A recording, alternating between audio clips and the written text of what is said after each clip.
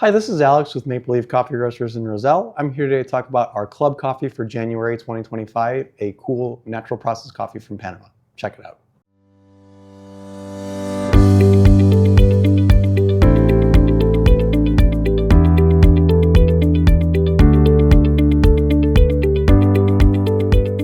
So as a reminder, our Club Coffee program is a program where we bring in a members-only coffee, roasted 3 different ways, try to do something interesting off the usual path with it. And we offer this up to our club members along with extra detail and notes and the chance to buy an extra bag. There is limited space in this program, so if it is something that you're interested in joining, please send us a note and we'll add you to our waitlist.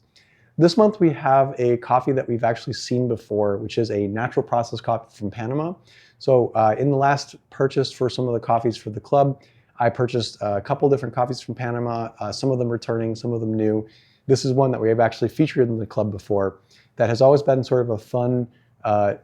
move into a natural process Central American coffee, especially something from Panama, which usually has a pretty mellow, easy to drink, not super exotic kind of taste to it. And this month, not only having something come back and being able to compare it to what we did with it in the previous edition is fun, but we also tried to do something a little bit different with the roast process on this coffee too. So this month, instead of kind of going the normal route with the roasting 3 different types of roast for this month, what I did was I did my normal 3 different roasts, my light, medium, and dark, but I tried to roast the coffee in such a way that it accentuates some of the acidity and the sharpness in the coffee, especially out of a natural process coffee. This is one that's going to have a lot of variety in it. And I think that that's something that's going to be fun for people to see, maybe who remember seeing this coffee in the past, what a different approach to the roast can do to the flavor. And I hope that people's memories are long enough to remember what this coffee was like the last time we featured it. So as usual, we have our light, medium, and dark. Given that this is a natural process coffee, there will be some variation in the color and size and shape of the beans, but not super extreme, not like some of the African coffees that we've seen before. Across all 3 of the roast levels, this coffee had kind of a malty, creamy, almost a little bit of a dry finish at points, especially as it moved darker. On the light roast side, there was a kind of medium level of acidity to it, so not a super sharp kind of flavor, but it was sharper than what we normally see out of a Central American coffee, and that was by design. So the light roast had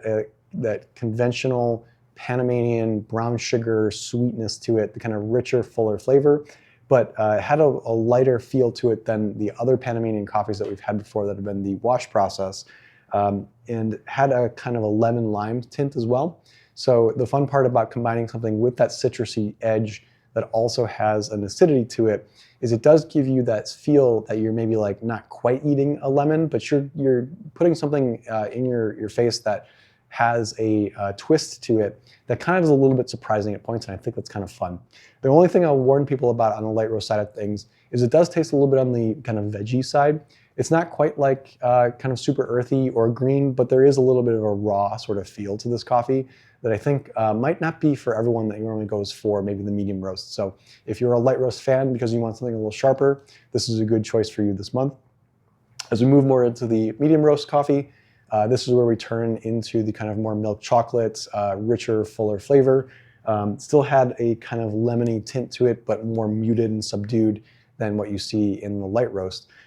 For a medium roast, once again, the level of acidity to this was elevated versus what you would normally see out of a medium roast coffee that we've had out of any other Central American coffee especially. I did see a little bit of a nutty kind of feel to this as well. Not a super surprising thing out of a Panamanian coffee. Has sometimes hints and flavors that are similar to what you'd see out of something from Peru. At points, this is one of those fun coffees that also had a little bit of like a cola feel to it. So we've had coffees in the past that had almost like a carbonated kind of feel, something that left maybe a little bit of a tingle on your tongue. I wouldn't say that this is something that comes close to that sort of tingling feeling, but if you've ever had something that had like a cola taste without the carbonation, that's kind of what you're going to get out of this medium roast, and I thought that was sort of interesting thing to see in this. If you normally go for a medium roast coffee, but you go for the medium roast because you want something a little more mellow, this might be the month that you go for the dark. Now moving into the dark roast coffee for the Panamanian this month, what you're going to get out of this one is a sweeter, chocolatey, creamy, almost dry finish kind of feel from this coffee,